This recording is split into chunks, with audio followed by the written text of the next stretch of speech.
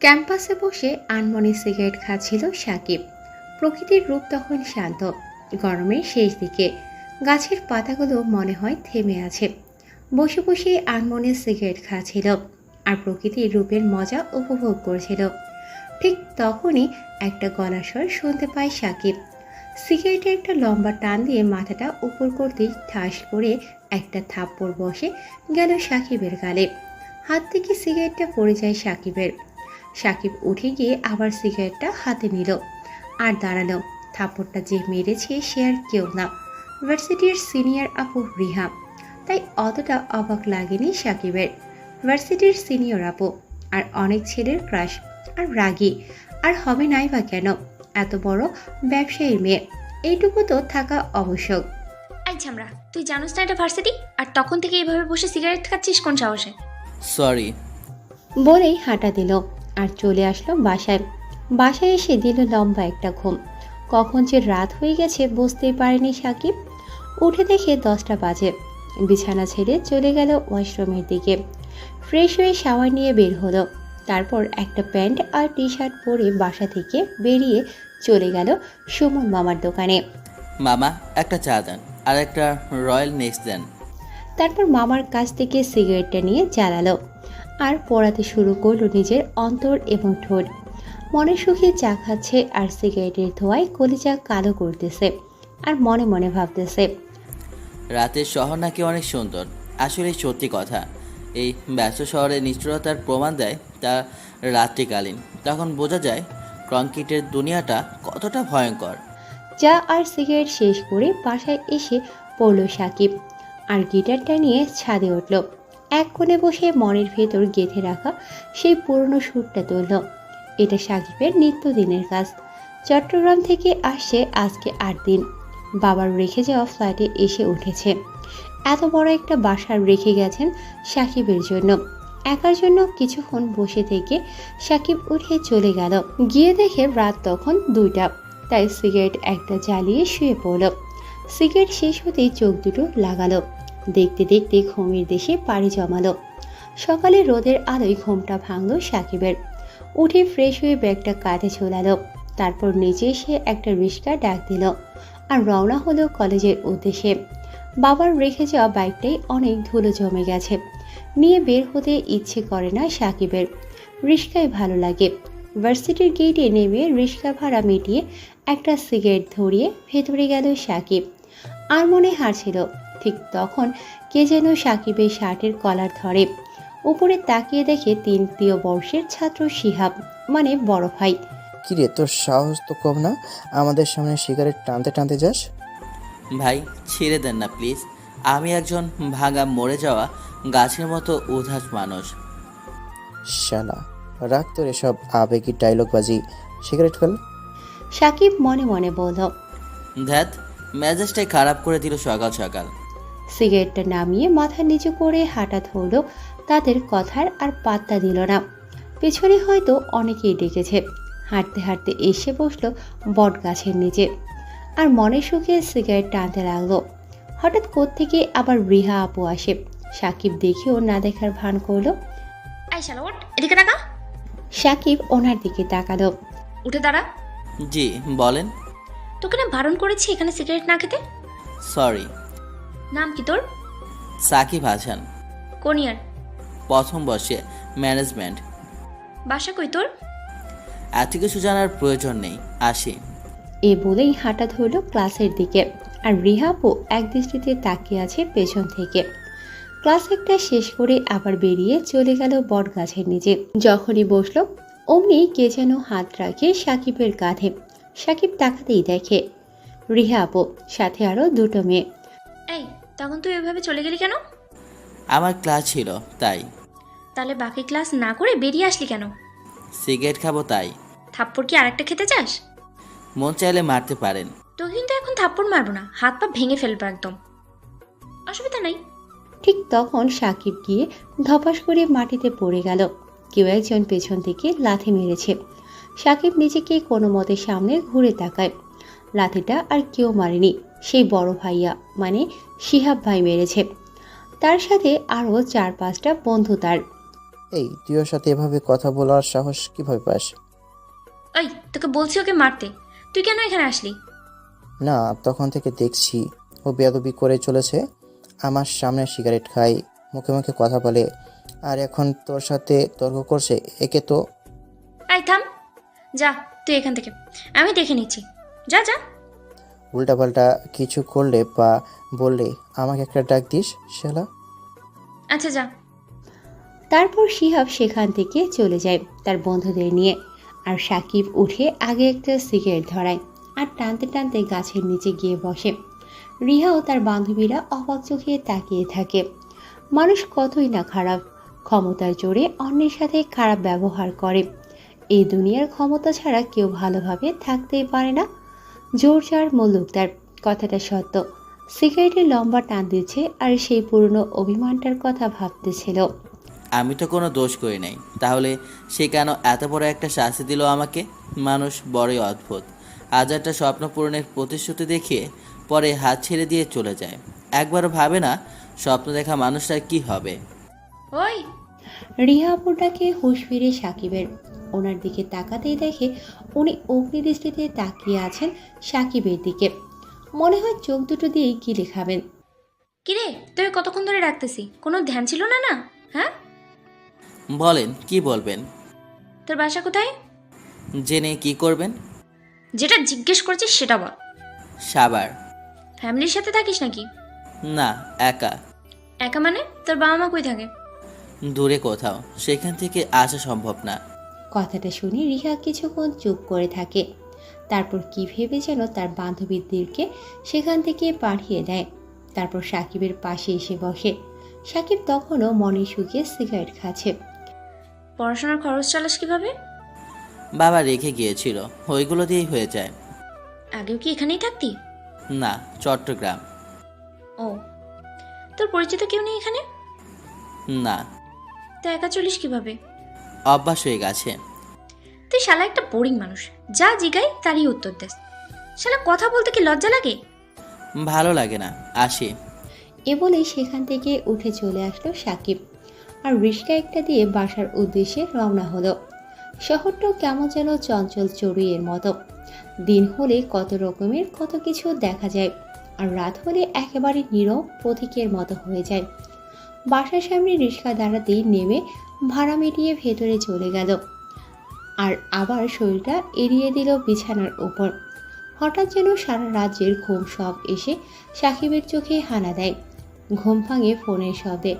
ঘুম ঘুমভাবে সাকিব রীতিমতো অনেকটাই অবাক হয়, কারণ সাকিবকে ফোন করার মতো কেউই নাই। এর মধ্যে দুইবার রিং হয়ে কেটে যায়।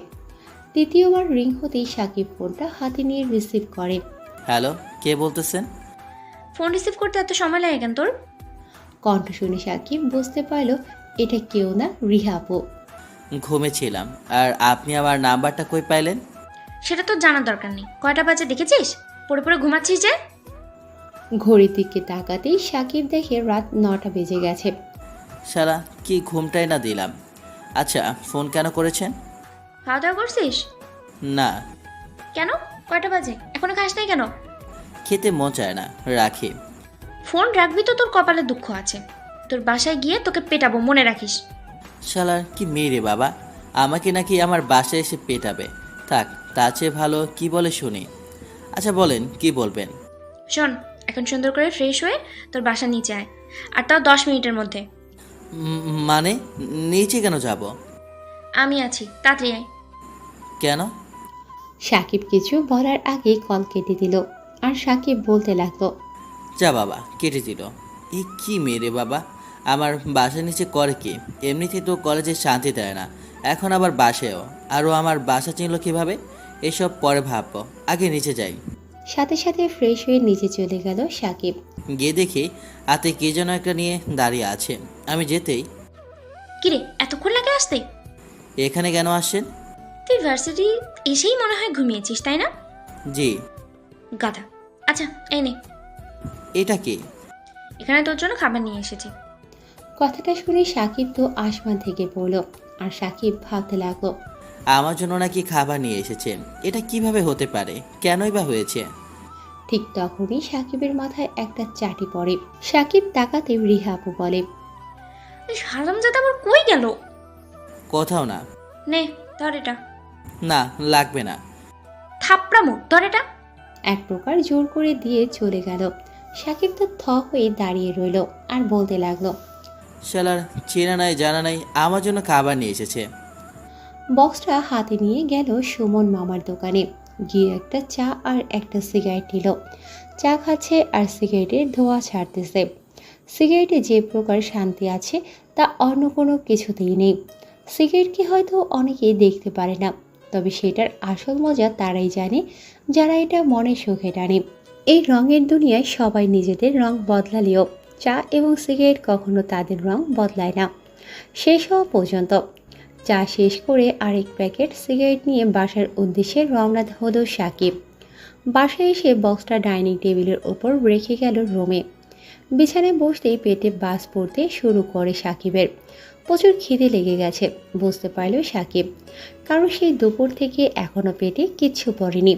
তাই উঠে চলে গেল ডাইনিং টেবিলে। সাকিব অবশ্য আজ রান্না করেনি, তাই কি আর করা, রিহা আপুর দেওয়া বক্সটা খুলল। আহ, কি সুন্দর গন্ধ খাবারের। বক্সটা খুলতেই দেখলো গরু ভুনা আর পোলাও। একে তো প্রিয় খাবার, তার উপর আবার খিদে। তাই আর সাকিব অপেক্ষা না করে শুরু করলো খাওয়া। খেয়ে দিয়ে সিগারেটের প্যাকেট নিয়ে চলে আসলো রুমের ব্যালকনিতে। একটা টি টেবিল আর একটা জয়েন্ট সোফা রাখা সেখানে। আগে সাকিবের আব্বু বসে এখানে কফি আর সিগারেট খেত। গিয়ে বসলো সোফায়, তারপর সিগারেট জ্বালিয়ে টানতে লাগলো।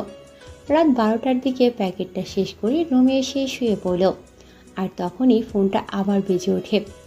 স্ক্রিনে তাকাতেই দেখলো সেই নাম্বারটা, মানে রিহা আপু। রিসিভ করলো না সাকিব, আবার ফোন আসে। এবার বিরক্তি নিয়ে রিসিভ করলো। এই শালা বাদল, এতক্ষণ লাগে একটা ফোন রিসিভ করতে? ব্যস্ত ছিলাম। খাইছো? হুম। রান্নাটা কেমন হয়েছে রে? আপনার আম্মুকে ধন্যবাদ জানিয়ে দিন আমার পক্ষ থেকে, ভালোই হয়েছে। হাদারাম, আম্মু না, আমি রান্না করছি, কুত্তা। ও, আপনি রাতেও জানেন? বাহ। কেন, না পারার কি আছে? না কিছু না, রাখি। কেন, কথা বললে কি হয় রে? রাখি, ঘুম আসবো, বাই। এই বলে ফোন রেখে দেয় সাকিব আর বলতে লাগলো, শালার এই মেয়েটা দেখে আমার পিছুই ছাড়ছে না। উফ, প্যারা একটা। বলে সাকিব ঘুমিয়ে পড়ল। আর কিছুক্ষণ পর ঘুমের রাজ্যে পা বাড়িয়ে দিল। সকালে ফোনের শব্দে ঘুম ভাঙে সাকিবের। সাকিব ফোনটা হাতে নিল আর দেখতে পেল রিহা কল দিয়েছে। সেটা দেখে সাকিব বলল, হ্যাঁ, ওই প্যারাটাই কল করেছে, ধর। ফোনটা বিছানায় রেখে চলে গেল ফ্রেশ হতে। তারপর ফ্রেশ হয়ে এসে কাঁধে ব্যাগটা নিয়ে ফোনটা নিল আর দেখতে পেল বাপরে, 9টা কল। না জানি আজকে কি করে ভার্সিটিতে গেলে। যে পরিমাণ রাগ মেয়েটার, তার উপর আবার ফোনও রিসিভ করে নাই। আল্লাহ জানে কি হয়। এসব ভাবতে ভাবতে বেরিয়ে একটা রিক্সা নিল এবং চলে গেল ভার্সিটির দিকে। গেটে নেমেই ভাড়া দিয়ে পেছনে ঘুরতেই দেখলো রিহা সামনে দাঁড়িয়ে আর রাগী চোখে তাকিয়ে আছে। এই হাদারাম, ফোন কেন রিসিভ করছিস না? না মানে ওই কি ওই? হ্যাঁ, না মানে ওয়াশরুমে ছিলাম। একটা থাপ্পড় দিয়ে গালে সবগুলা দাঁত ফেলে দেবো, হারামজাদা। রিহার ধমক খেয়ে সাকিব আর কোনো কথা বলল না। ধ্যাত, মুডটাই নষ্ট করে দিল। যা শালা, আজ আর ক্লাসই করব না। তাই আর ক্লাসের দিকে না গিয়ে চায়ের দোকানে গিয়ে বসলো এবং দোকানিকে বলল একটা সিগারেট দিতে এবং আরেকটা চা বানাতে। তারপর চা আর সিগারেট নিয়ে বসে বসে পুরনো কথা ভাবতেছে। খাওয়ার শেষ করেই যেই উঠে পেছনে ঘুরলো, অমনি দেখতে পেল রিহা দাঁড়ায়া রয়েছে। কিরে, তুই সেখান থেকে ক্লাসে না গিয়ে এখানে আসলি কেন? আজ ক্লাস করতে ইচ্ছে করছে না, তাই। তাহলে এদিকে আয়। কোথায়? আয় না, এত কথা বলিস কেন? সাকিব আর কিছু না বলে ওনার পেছন পেছন গেল। দেখলো উনি একটা রিক্সায় উঠে সাকিবকেও উঠতে বলে। কিরে, ওঠ। না, আমি যাব না। এই, চুপচাপ উঠবি নাকি নেমে থাপড়াবো? ইচ্ছা না থাকা সত্ত্বেও গিয়ে উঠে বসলাম, না হলে কখন যে আবার বেড়ে বসে কে জানে। রিক্সায় সাকিব একটু চেপে বসেছিল, তা দেখে রিহা বলে, পড়ে যাবি, আরো আয়। কিছু হবে না। এদিকে আয়। এ বলেই রিহা তার দিকে টান দেয়। সাকিব একেবারে ওনার সাথে লেগে বসে। মেয়েটা কিন্তু যথেষ্ট সুন্দরী, দুধে আলতার মতো শরীর, ব্রাউন খোলা চোখ, চোখের চাহনি যে কাউকে তার প্রেমে ফেলবে। তার উপর ঠোঁটের মাঝ বরাবর তিল, পুরোই মায়া ভরা এক পরি। রিক্সা করে দুজনে একটা পার্কের সামনে এসে নামলো। তারপর পার্কের ভেতরে গেল এবং একটা বেঞ্চে গিয়ে বসলো। সাকিব পকেট থেকে একটা সিগারেট বের করে ধরায়। তখনই রিহা বলে ওঠে, এসব ছাইপাস খেতে ইচ্ছে করে কিভাবে? আপনি বুঝবেন না। আচ্ছা, তুই এমন একঘেয়েভাবে চলিস কেন? না কারোর সাথে কথা বলিস, না একটু ভালোভাবে চলাফেরা করিস? এমনি ভালো লাগে না কিছুই। কেন? যখন ইন্টারমিডিয়েট ফাইনাল পরীক্ষা দিব তখন বাবা মারা যায়। তার 3 দিন পর মাও চলে যায় বাবার সাথে। পরিবারের আমি একমাত্র ছিলাম, অনেক আদরে ছিলাম। কিন্তু বাবার হঠাৎ স্ট্রোকের কারণে ওনার মৃত্যু হয়, আর সেটার শোক মা নিতে না পেরে উনিও চলে যায় আর আমাকে একা করে রেখে যায়। অনেকটা ভেঙে পড়েছিলাম, তবে ভেবেছিলাম আমার কলিজাটিকে নিয়ে একটু ভালো হয়ে সুন্দর একটা জীবন কাটাবো, কিন্তু তাও হতে দিল না। সেও আরেকজনকে বিয়ে করে অস্ট্রেলিয়া চলে যায়।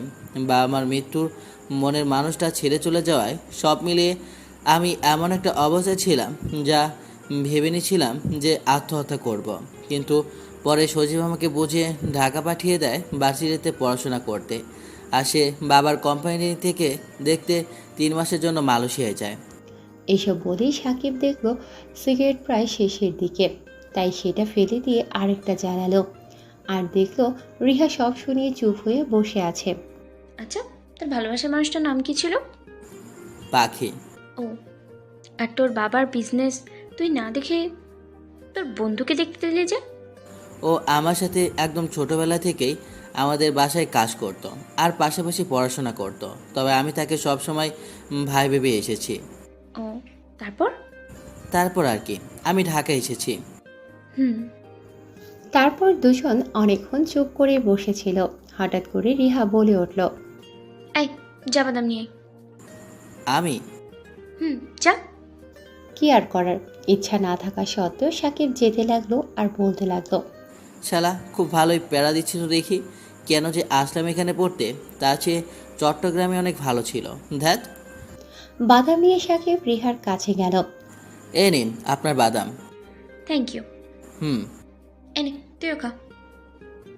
না, আমি খাবো না, আপনিই খান। ওকে। আচ্ছা, তোর সাথে ঈশিতার রিলেশন কতদিনের ছিল? 3 বছর। ও, তো একবারও তোর কথা ভাবি নাই বিয়ে করে ফেলেছে? বাবা মারা যাওয়ার পর ভাবছে হয়তো আমি তাকে সুখী রাখতে পারবো না, তাই চলে গেছে। হুম। আচ্ছা শোন না, বলেন। আমার ফ্রেন্ড হবি? দরকার নাই, আর আপনি সিনিয়র। সিনিয়র হয়েছে তো কি হয়েছে, কর না ফ্রেন্ডশিপ। দরকার নাই, একা অনেক ভালো আছে। সাকিব কথাটা বলার সাথে সাথে রিহা শার্টের কলার ধরে সাকিবকে তার মুখের সামনে নিয়ে চলে যায় আর বলে, শালা হাড্ডি ভেঙে ফেলবে একদম। আজ থেকে তুই আমার আর আমি তোর ফ্রেন্ড, কথাটা যাতে মাথায় থাকে। সাকিব কিছুই বলল না, কারণ এখন কিছু বললে হয়তো আরও রেগে যাবে, তখন না জানি কি করে। তাই চুপচাপ বসে রইল। কিছুক্ষণ পর রিহা আবার বলে ওঠে, আচ্ছা চল যাওয়া যাক। হুম। তারপর দুজন সেখান থেকে উঠে আবার একটা রিক্সা নিল এবং রওনা হলো বাসার উদ্দেশ্যে। যাওয়ার সময় সাকিব একটা কথাও বলেনি। রিহা তো কথা বলেই যাচ্ছে, থামার কোনো নামগন্ধ নেই, বলছে তো বলেই যাচ্ছে। সাকিব শুধু শুনতেছে আর হুম হুম করতেছে। রিক্সা সাকিবের বাসার সামনে আসতেই সাকিব নেমে পড়ে, আর যেই ভাড়া দিতে যাবে অমনি আবার রেগে গিয়ে বলতে লাগলো, এই কুত্তা, তোরা বলছি তাড়া দিতে, যা তুই। আমি অন্যর কাছে কিছু আশা করি না। থাপ্পড় দেবো, সোজা যা। কি আর করার, তাই চুপচাপ হেঁটে চলে যায় সাকিব নিজের ফ্ল্যাটের দিকে আর বলতে থাকে, শালা এই কোন ঝামেলা গলায় পড়লো আবার, আল্লাহ জানে। বাসায় গিয়ে ফ্রেশ হয়ে রুমে এসে শুয়ে পড়ল। ভালো লাগছে না কিছু সাকিবের। হঠাৎ করে ফোন বেজে ওঠে সাকিবের। বুঝতে বাকি রইল না কে ফোন দিছে, তাই আর স্ক্রিনে না তাকিয়ে সোজা রিসিভ করে কানে ধরল আর বলতে লাগলো, হ্যাঁ বলেন, আবার কেন ফোন করেছেন? কিছুক্ষণ আগেই তো রিক্সা করে দুজন আসলাম, যেতে না যেতে আবার ফোন। কিরে মামা, হঠাৎ কার সাথে রিক্সা করে ঘুরতেছিস? পড়াশোনা করতে গিয়ে কি মেয়ে নিয়ে ঘোরাঘুরি করছস নাকি? এ রে, এ তো সজীব। ও হঠাৎ এ সময় ফোন করবে তা তো কল্পনা করিনি। যা চালা। না রে মামা, আসলে আরে তোর আসল নকল বাদ দে, ভাবির নাম বল। ধোশালা তেমন কিছু না, তা হঠাৎ এই সময় ফোন করলি যে? মামা আমি ঢাকা এয়ারপোর্টে, তুই কোথায়? এয়ারপোর্টে মানে? তুই দেশে ফিরলি কখন? আর আসবি যখন একটা ফোনও তো করলি না। আরে রিল্যাক্স, আমি ভাবছি তোকে সারপ্রাইজ দেব, কিন্তু উল্টো আমি সারপ্রাইজ পেয়ে গেলাম। আরে বললাম না তেমন কিছু না। আচ্ছা এখন কই আছোস? আমি গাড়িতে বাসার দিকে আসতেছি। ওকে আয়, তারপর কথা বলবো। ওকে। ফোনটা রেখে উঠে বসলো আর কিচেনে গেল সজীবের জন্য খাবার বানাতে। রান্না করা শেষ হতেই কলিং বেল এর আওয়াজ শুনতে পেল। সাকিব বলতো এসে গেছে, তাই গিয়ে দরজা খুলতেই দেখে সজীব দাঁড়িয়ে আছে। ও সাকিবকে দেখেই জড়িয়ে ধরলো। কেমন আছিস ভাই আমার? এই তো ভালো, তুই কেমন আছিস? আছি আলহামদুলিল্লাহ। তা দাঁড়িয়ে থাকবো? আরে না, ভেতরে আয়। হুম, কই আসো। আসো মানে? আর কে এসেছে? বললাম না একটা সারপ্রাইজ। কিন্তু কে? আসো না। এই বলেই তার পেছন থেকে একটা মেয়ে বেরিয়ে আসলো। দেখে সাকিব রীতিমতো অনেকটা অবাক হলো আর ভাবতে লাগলো। এখানে কি করে আসতে পারে? আর সজীবের সাথেই বা কেন? কিরে সজীব, তুই রিমিকে কই পালি? আর ও তোর সাথে কেন? আগে ভিতরে চল, তারপর সব বলছি। আয়। তারপর সবাই ভেতরে গিয়ে সোফায় বসলো। সাকিব আবার উঠে গিয়ে সবার জন্য হালকা নাস্তা নিয়ে আসলো। সবাই চা খাচ্ছে আর সজীব রিমিকে বলতেছে। কেমন লাগলো বাসা? খুব সুন্দর। আসলে বন্ধু, রিমিকে পেয়েছি মালয়েশিয়াতে। সেখানে ওর একটা ফুফাতো ভাইয়ের সাথে নাকি ওর বিয়ে ঠিক হয়েছে, তাই তাকে নিয়ে দেশে চলে আসছি। রিমি আর সজীব সেই ইন্টারমিডিয়েট থেকে দুজনকে ভালোবাসে। মাঝখানে রিমির বিয়ে ঠিক হয়ে যাওয়াতে তাকে তার পরিবার মালয়েশিয়া নিয়ে চলে যায়। তাই তো বলি যে হঠাৎ করে দেশে কেন আসলি। যাই হোক, ভালো করেছিস, দুজন বিয়ে করে এখানে থেকে যাবি আর কি। আর আমি আর একটা রুম ভাড়া নিয়ে নেব। না ভাইয়া, দরকার নেই, আপনিও থাকবেন সাথে। এটা হয় না, কারণ এক ফ্ল্যাটে দুই ছেলে এক মেয়ে থাকলে মানুষ নানান রকম কথা বলবে। আর তার চেয়ে ভালো আমি আলাদা থাকবো। না বন্ধু, তুই কোথাও যাবি না, এখানে থাকবি। আরে ওকে, এখন বিয়ে করব না, তুই যখন বিয়ে করবি তখন একসাথে করব, তার আগে না। সেটা কেমন কথা? চুপ একদম, আর কোনো কথা না, এখানে থাকবি আর একসাথে বিয়ে করব। কি আর করার, সাকিব জানে সজীব কখনো সাকিবকে ছাড়া কিছু করে না, তাই তাকে এতটা ভালোবেসে আর নিজের ভাইয়ের চেয়েও বেশি দেখতে পারে। তারপর সবাই এটা সেটা নিয়ে আড্ডা দিতে দিতে কখন যে রাত হয়ে গেল বুঝতেই পারল না। তখন হঠাৎ বাসার কলিং বেল বেজে ওঠে আর সাকিব ভাবতে লাগে। এ সময় আবার কে আসবে? রাত তখন 9টা। এ অসময়ে তো কেউ নেই আমার এখানে আসার মতো। তখন রিমি বলে ওঠে। ভাইয়া আপনি গিয়ে দরজা খুলুন, আমি টেবিলে খাবার দিচ্ছি, আর তুমি গিয়ে ফ্রেশ হয়ে নাও, যাও। তাই আর কেউ কিছু না বলে সজীব তার রুমে চলে গেল। রিমি রান্নাঘরে গেল আর সাকিব দরজা খুলতে গেল। দরজা খুলতে সাকিব আকাশ থেকে পড়ল আর বিড়বিড় করে বলতে লাগলো। রিহা আপু একেবারে বাসায় চলে এলেন, আর তাও এত রাতে। এই হারামজাদা, তোর মোবাইল কই? আর কতক্ষণ লাগে দরজা খুলতে? আপনি এই সময় আমার বাসায় কি করেন? কেউ দেখলে অনেক খারাপ ভাবে। চুপ একদম, তুই ফোন ধরছিলি না কেন দেখে? আমি তো এখানে এসেছি। যা শালা, বলেই তো গিয়েছিলাম ফোন যে আমার রুমে রেখে আসি। দেখি সর। এ বলেই রিহা সাকিবকে ঠেলে রুমে ঢুকে গেল আর ভেতরে ঢুকেই সবার আগে রিমির সামনাসামনি হয়ে পড়ে। সাকিব বুঝতে পারল এটা দেখার জন্য রিহা একেবারেই প্রস্তুত ছিল না, যার জন্য রিহা একবার সাকিবের দিকে একবার রিমির দিকে তাকাচ্ছিল। আর সাকিব বলতে লাগলো। না জানি আজকে কি হয়। কি ব্যাপার? সাকিব মেয়েটা কে? ও হচ্ছে। সত্যি করে বলবা কিন্তু। সাকিব শুনে পুরো থ হয়ে গেল। তুই থেকে সোজা তুমি? ও হচ্ছে রিমি, আমার ভাই সজীবের গার্লফ্রেন্ড। সত্যি নাকি অন্য কিছু?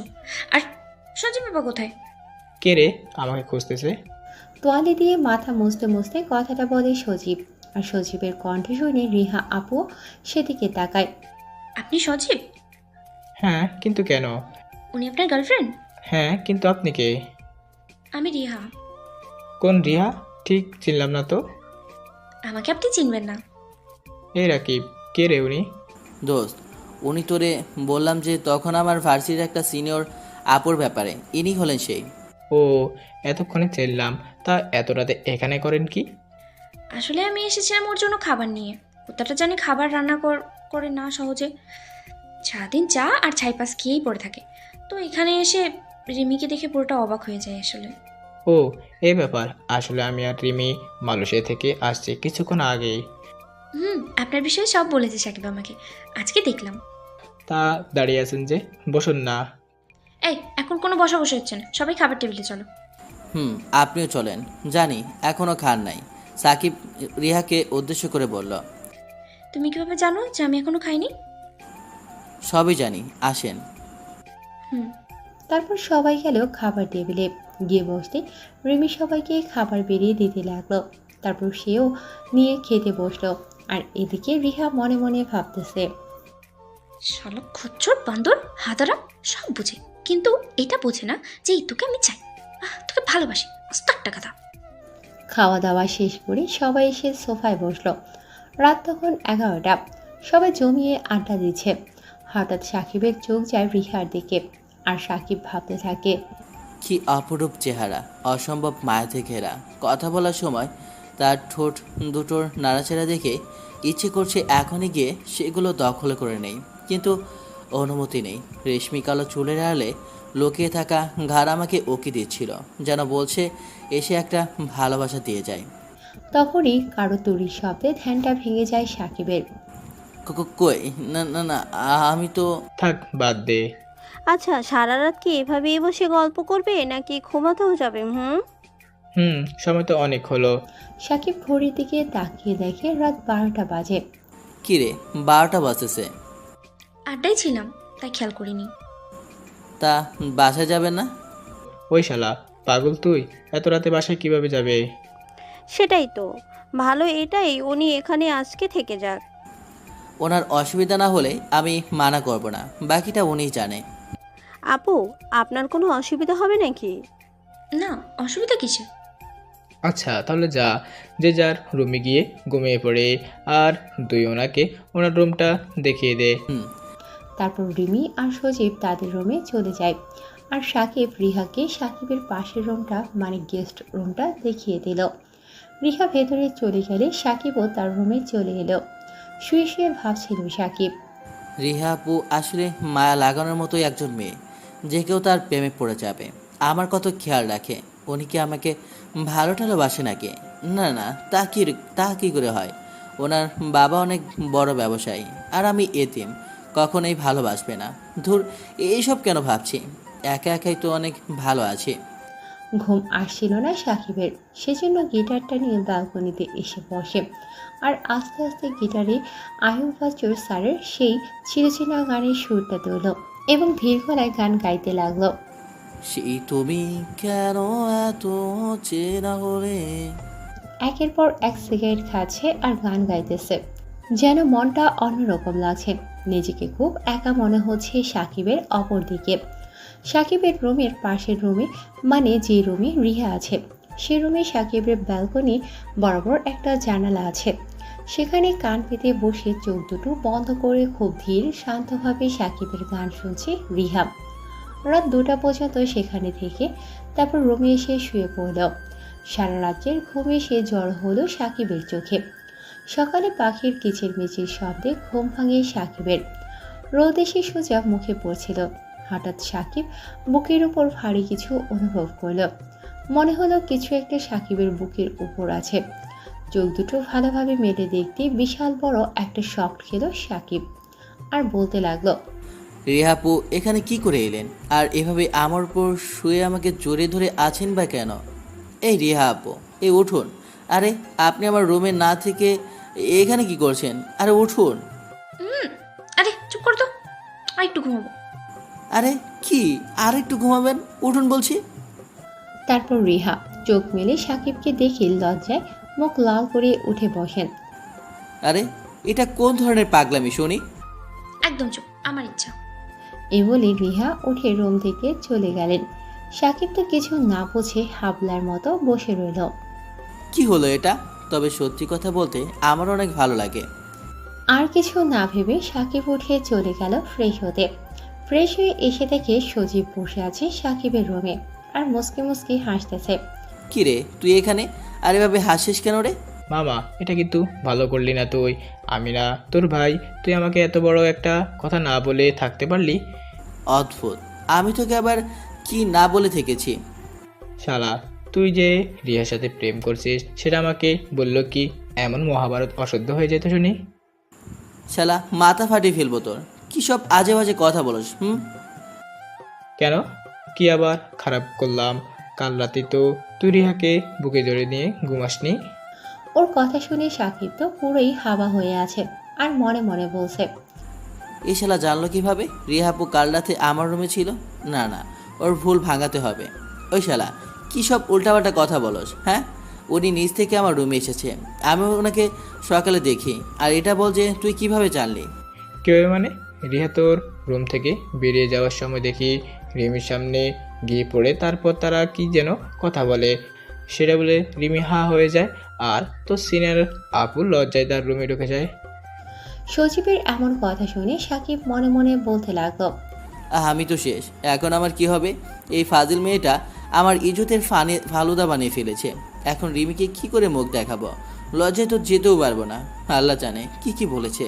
হে খোদা, দড়ি ফেলো, এখনই উঠে পড়বো। না, তার চেয়ে ভালো একটা গামছা গলায় পেঁচিয়ে কলা গাছের সাথে ফাঁসি খাই। কি রাকিব, কি ভাবছিস? আর এমন হুডডট ফেস রিয়াকশন কেন দিচ্ছিস? চোপ শালা, এদিকে আমার মান সম্মান কিছুই নেই, আর এই শালা ঠাট্টা নিয়ে পড়েছে। হা হা, বললেই তো পারতি যে তুই ওনাকে ভালোবাসিস। এটা বলেই সজীব দৌড় দেয় আর সাকিব বলতে থাকে, যা শালা, এখন কি হবে? আচ্ছা, খাবার টেবিলে যাই। না না, সেখানে গেলে ইজ্জতের বাকিটাও খেয়ে ফেলবে ওরা। ঠিক তখনই রিমি রুমে আসে। ভাইয়া, আপনি এখনো এখানে বসে আছেন কেন? চলেন নাস্তা খাবো, সবাই অপেক্ষা করছে। কি আর করা, যেতে তো হবে, তা না হলে ওরা অন্য কিছু ভাবতে পারে। নিচে গিয়ে দেখে সবাই বসে বসে কথা বলছে আর সাকিবকে যখন দেখে তখনই মুস্কি মুস্কি হাসে। তারপর সবাই নাস্তা সেরে গিয়ে বসলো সোফায়। ডাইনিং টেবিলে সাকিবকে নিয়ে তারা অনেক হাসির মজা করলো। সাকিব, আমরা বিয়ে করব। সজীবের মুখে এমন কথা শুনে সেখানে থাকা সবাই একটু ভ্যাবাচেকা খেয়ে ওঠে। সাকিব তো আসমান থেকে বলল, কারণ গতকাল রাতেই বলেছে সে সাকিবকে ছাড়া বিয়ে করবে না, আর এখন নগদেই পাল্টে। তা হঠাৎ? না বন্ধু, হঠাৎ করে না, কাল রাতে ভেবে নিয়েছি। আর একা আমি না, সাথে তুইও করবি আমার সাথে। একই দিনে দুজনেই বিয়ে করব। কথাটা শুনে সাকিব বাকরুদ্ধ হয়ে পড়ে আর বাকি সবাই তো থ হয়ে বসে আছে। রিহা তো একেবারে কান্নারত অবস্থায়। মানে আমি বিয়ে বিয়ে করবো মানে?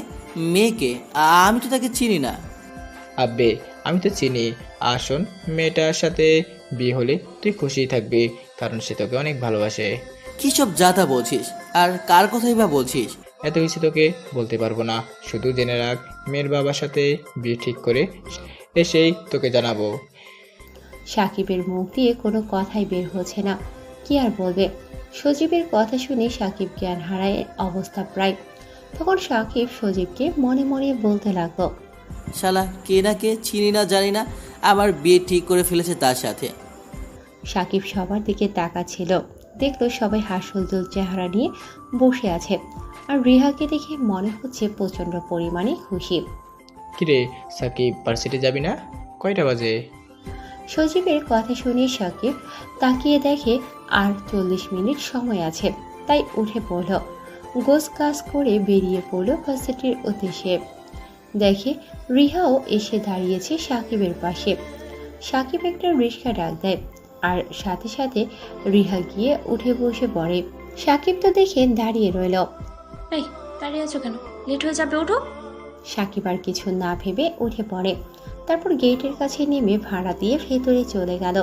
সোজা ক্লাসরুমে গিয়ে বসে পড়ে। ক্লাস দুটো করে আবার বাহিরে এসে গিয়ে বসে গাছের নিচে।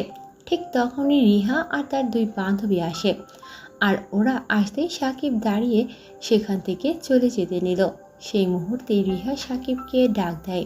সাকিব, কই যাচ্ছ? এদিকে আসো। আপু, আমি সিগারেট আনতে যাচ্ছি। লাগবে না, এই নাও।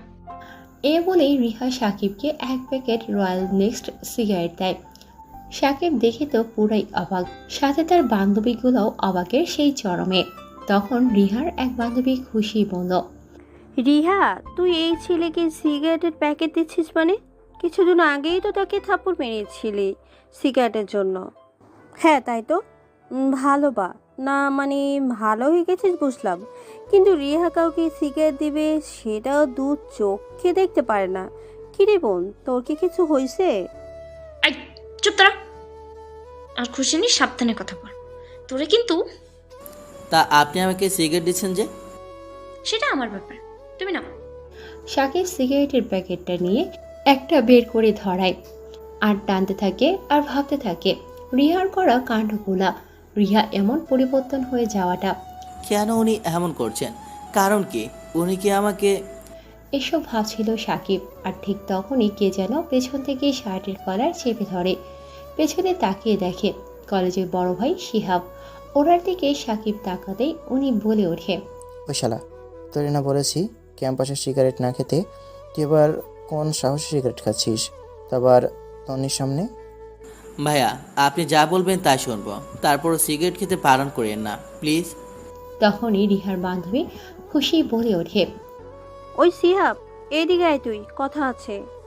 এটা বলেই তাকে একপাশে নিয়ে যায় এবং কি কথা যেন বলতে থাকে, যা শুনে শিহাব হাসতে থাকে এবং এদিকে আসে।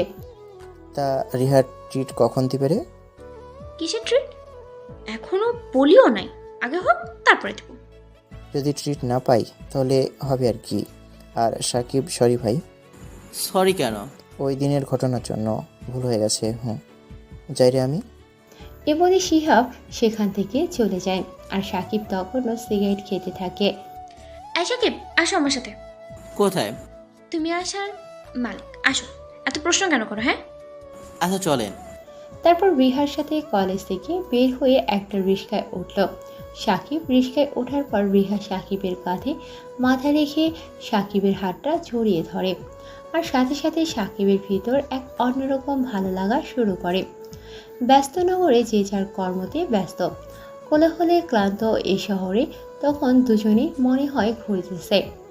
রিক্সা চলছে তার নিজ গতিতে, ইলেকট্রিসিটি খুঁটিতে বসে শহুরে কাক ডেকেই চলেছে। পরিবেশের রূপ তখন অন্যরকম হয়ে পড়েছে।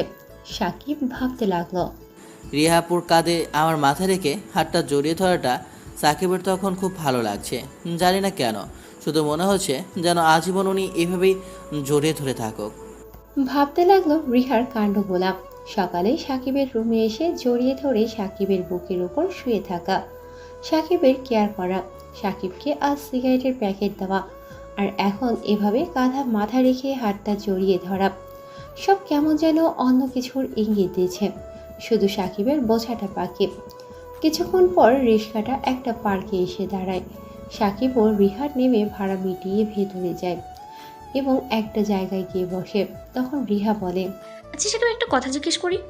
আমার একটা কথা জিজ্ঞেস করার আছে। বলো। না, আপনি আগে বলেন। তোমাকে যদি কেউ তার হৃদস্পন্দনে লুকিয়ে রাখা কিছু অনুভূতি বলে, যদি সে তোমাকে তার সবটা দিয়ে আগলে রাখতে চায় তার বুকে, যদি তোমার কাছ থেকে কিছুটা পরিমাণ ভালোবাসা চায়, তাহলে কি তাকে দিতে পারবে?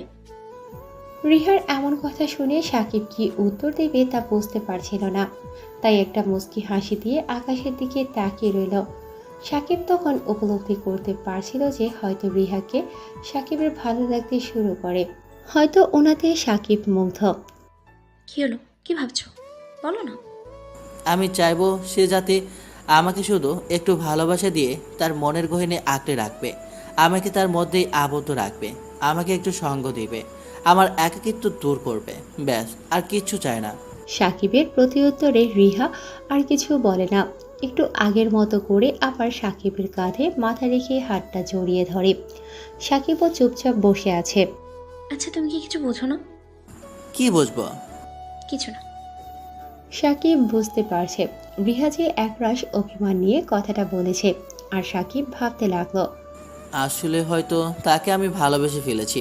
ওনার সব কাণ্ড, এসব পাগলামি আমাকে তার প্রতি আসক্ত করে ফেলেছে। চলেন ফুচকা খাবো। না, তুমি যাও, আমি খাবো না। তা কিভাবে হয়? আমি একা একা খাবো আর আপনি চেয়ে থাকবেন? পরে আমার পেট খারাপ হলে? কথাটা বলতে রিহা সাকিবের দিকে অগ্নি চোখে তাকিয়ে আছে, যেন এখনই কাঁচামরিচ দিয়ে চিবিয়ে খাবে। যা তুই গিয়ে গিল, আমি তাকাবো না সেদিকে। সাকিবের বুঝতে বাকি রইল না যে এবার প্রচণ্ডভাবে রেগে গেছে রিহা। তাই সাকিব আস্তে করে উঠে রিহার হাতটা ধরল, আর সাথে সাথে রিহা কেমন যেন কেঁপে উঠল। রিহা সাকিবের দিকে অবাক চোখে তাকিয়ে থাকে। সাকিব রিহার হাত ধরে আস্তে করে টেনে তুলল এবং রিহার হাতটা সাকিবের হাত দিয়ে মুষ্টিবদ্ধ করে নিল। রিহা সাকিবের দিকে জিজ্ঞাসু দৃষ্টিতে তাকায়, আর সাকিবও ওনাকে একটা আশ্বাসের দৃষ্টি দিয়ে তাকিয়ে প্রশান্তির একটা চাহনি দিল। আর সাথে সাথে মনে হলো রিহা যেন আকাশের চাঁদ হাতে পাওয়ার মতো খুশি হয়েছেন। দুজন হাঁটতে হাঁটতে ফুচকার দোকানে আসলো এবং দোকানিকে বলল 2 প্লেট ফুচকা দিতে। মামা ঝাল বাড়াই দিন। আচ্ছা। দোকানে 2 প্লেট ফুচকা দিলে সাকিব আর রিহা নেয় এবং খাওয়া শুরু করে। সাকিব যেই একটা মুখে দিল, অমনি মনে হলো যেন সাকিবকে কেউ 8 বা 10টা কাঁচামরিচ খাওয়াই দিচ্ছে। কান দিয়ে ধোঁয়া বের হতে থাকে, চোখ দিয়ে সাকিবের পানি এসে পড়ে, আর সাথে সাথে সাকিব প্লেটটা রেখে দেয়। তা দেখে রিহা সাকিবকে জিজ্ঞেস করে, কি হয়েছে তোমার, এমন করো কেন? ঝাল ঝাল। কিছুক্ষণ পর রিহা তার ঠোঁট ছাড়িয়ে নিল সাকিবের থেকে। শুধু তখন বারবার রিহার ঠোঁটের ছোঁয়াটাই মনে পড়ছে, আর মনে মনে চিন্তা করছে, জানি না, এই কেমন এক ঘোর লাগা অনুভূতি। আমার ঠোঁট আবার সেই উষ্ণ ঠোঁটে ছোঁয়া পেতে চাইছে। এই সাকিব, আর এই হ্যাঁ হ্যাঁ বলো না, মানে বলেন। কোথায় চলে গেলে? হ্যাঁ, এভাবে ডাকছি শুনতে পাও না? না মানে একটু আগে ঘটে যাওয়া ঘটনাটা বারবার ভাবছিলাম। কেন, আবার পেতে ইচ্ছে করছে নাকি? আবার গেলে তো অনেক ভালো হতো। কি বলছো? কই না, কিছু না। আচ্ছা, ঝাল এখন কমেছে? কমেছে মানে? যে মিষ্টি খেয়েছি তা তো ময়রার মিষ্টির চেয়েও আরও মিষ্টা। কথাটা শোনার পর রিহা অনেকটা লজ্জা পায় এবং মুখটা ঘুরিয়ে নেয় অন্যদিকে। ঝালের জন্য সাকিব আর ফুচকা খেলো না, অথচ এদিকে রিহা গপাগপ একটার পর একটা খেয়েই চলেছে। ভাবতে লাগলো, ফুচকা খাওয়ার সময় রিহাবুকে এক অপূর্ব মায়াবতী মনে হচ্ছিল, যেন এক অসম্ভব সুন্দর কোনো পরী। টক পানিগুলো ওনার ঠোঁট বেয়ে গড়িয়ে পড়ছিল। তখন ইচ্ছে করছিল ওনার ঠোঁটে আবার মিশিয়ে দেই আমার ঠোঁট জোড়া। খাওয়া শেষে দুজন হাঁটতে লাগলো রাস্তার ফুটপাত ধরে। পড়ন্ত বিকেল, পরিবেশে তখন ঠান্ডা আবহাওয়া বিরাজমান। জাদুর শহরে ব্যস্ততা দেখছিল সাকিব আর হাঁটছিল। হঠাৎ হঠাৎ কোনো একটা গাছের ডাল থেকে কোকিলের কুহু কুহু করে ডাকছিল। তার মাঝে হুট করে রিহা সাকিবের হাত ধরে। ভেতরে এক অন্যরকম শিহরণ বয়ে যায়। কেন জানি সাকিবেরও ধরতে ইচ্ছে করল শক্ত করে। তাই আর দেরি না করে সাকিব ও সাকিবের হাত দিয়ে রিহার হাতটা মুষ্টিবদ্ধ করে নিল। দুজনে হাত ধরে আনমনে হাঁটছিল, কারো মুখে কোনো কথা নেই, হেঁটেই চলেছে। তখনই রিহা বলে ওঠে, সাকিব, বলেন। কখনো ছাড়বা না তো? ছাড়ার জন্য তো আর ধরিনি। রিহা আর কিছু বলল না, শুধু হাতটা খুব শক্ত করে চেপে ধরল, যেন মনে হয় এখনই কেউ এসে সাকিবকে ওনার কাছ থেকে নিয়ে চলে যাবে বহুদূর। রিক্সা নেব, চলেন। তারপর দুজনে একটা রিক্সা নিয়ে সেটাতে উঠল। রিহা সেই আগের মতো আবার সাকিবের কাঁধে মাথা রেখে হাতটা জড়িয়ে ধরে। এবার সাকিব ও রিহার হাতে হাত রাখল। নিয়তি কখন কাকে কি করে তা সত্যি কেউ বলতে পারে না। কখনো ভাবতেও পারেনি সাকিব জীবনটা আবার এভাবে গুছিয়ে নিতে পারবে, কাউকে আবার এভাবে নিজের করে পাবে। রিক্সা সাকিবের ফ্ল্যাটের সামনে দাঁড়াতেই দুজনে নামলো এবং ভাড়া মিটিয়ে ভেতরে যেতে লাগলো। রুমের সামনে এসে কলিং বেল বাজাতেই রিমি এসে দরজা খুলে দিল। সাকিবের সাথে রিহাকে দেখে কেমন যেন একটা মুচকি হাসি দিয়ে ভেতরে চলে গেল। সাকিব ব্যাপারটা ঠিক বুঝলো না। সাকিব আর রিহা ভেতরে ঢুকে সামনে তাকাতে সাকিব অনেকটা অবাক, কারণ দেখলো সজীব দুজন বয়স্ক পুরুষ আর মহিলা নিয়ে বসে বসে কি যেন কথা বলছে। এরা তো রিমির আম্মু আব্বু না, তাহলে কারা এরা? রিহার দিকে তাকাতেই দেখলো রিহা কেমন বাকরুদ্ধ দৃষ্টিতে তাকিয়ে আছে তাদের দিকে। ব্যাপারটা ঠিক হজম হলো না। ওই আন্টি, আপনার মেয়ে আর মেয়ের জামাই এসে গেছে।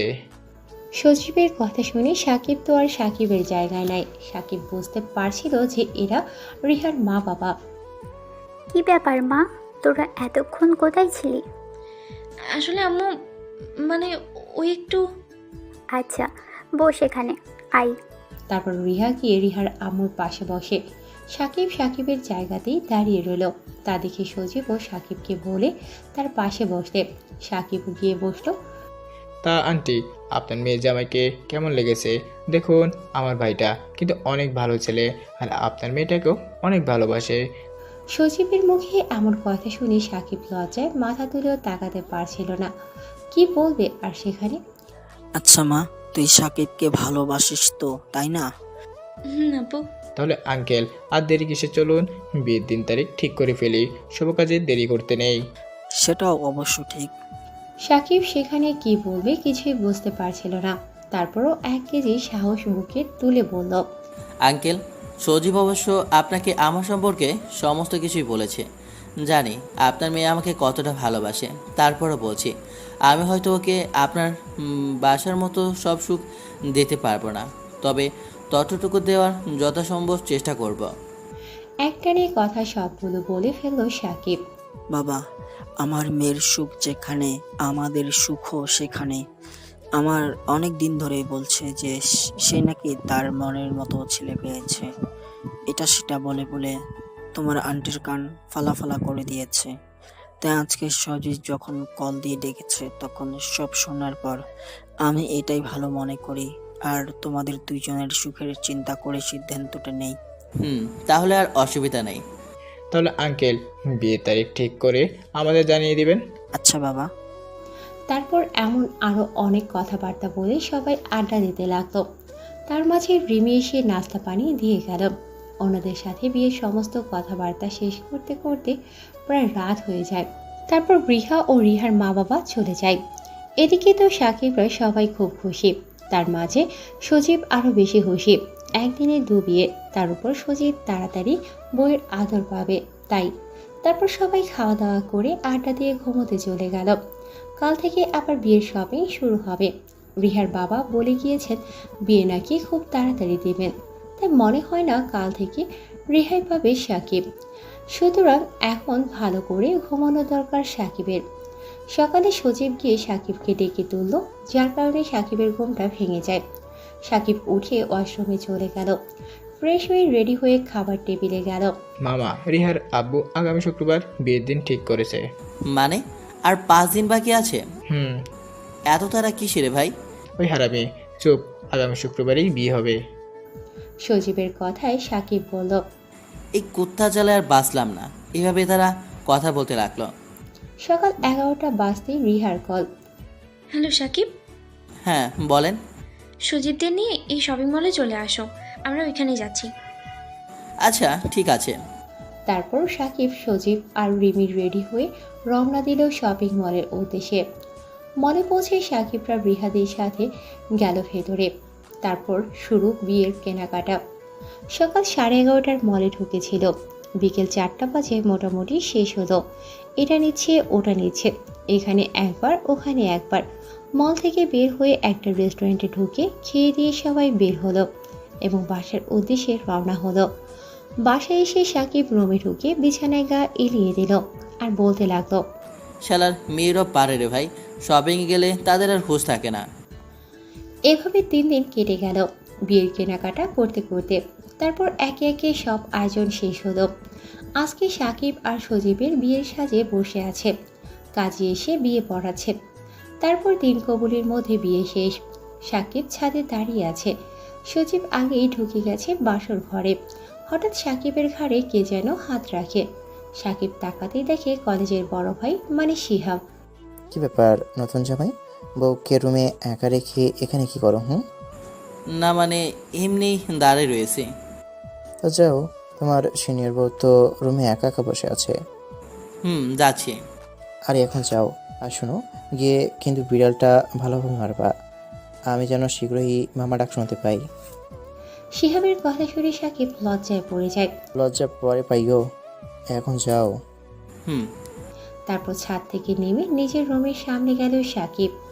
দরজাটা খুলে আস্তে করে ভেতরে গেল এবং দরজা লাগিয়ে খাটের পাশে গিয়ে দাঁড়ালো। রিহা নেমে এসে সাকিবকে সালাম করলো। বসো। তারপর রিহা বিছানায় গিয়ে বসলো। সাকিব আস্তে করে তার ঘোমটা তুলল। আমার বউটাকে তো অনেক সুন্দর লাগছে আজকে। তাই? সত্যি। আর এমনিও আমার সিনিয়র বউটা খুব সুন্দর। পাম দিবা না একদম। আরে পাম কই দিলাম, সত্যি তো বললাম। তা ভালোবাসবা তো নাকি কষ্ট দিবা? কষ্ট দেওয়ার কথা কখনো ভাবতেও পারিনি পাগলি। আমার শুধু তোমার বুকে একটু ঠাঁই দিলেই হবে, আর কিচ্ছু লাগবে না। সাকিব আর কিছু বলল না। রিহাকে সোজা বুকে টেনে নিয়ে আসলো আর কপালে একটা চুমু এঁকে দিল। তারপর তাকে বুকে নিয়ে বিছানায় শুয়ে পড়ল। এই পাগল, লাইট জ্বালিয়ে সব করবা নাকি? পাঠকেরা দেখে ফেলবে তো। ও হ্যাঁ, তাই তো। তারপর উঠে লাইট নিভিয়ে দিল সাকিব, যাতে আপনারা কেউ না দেখতে পান।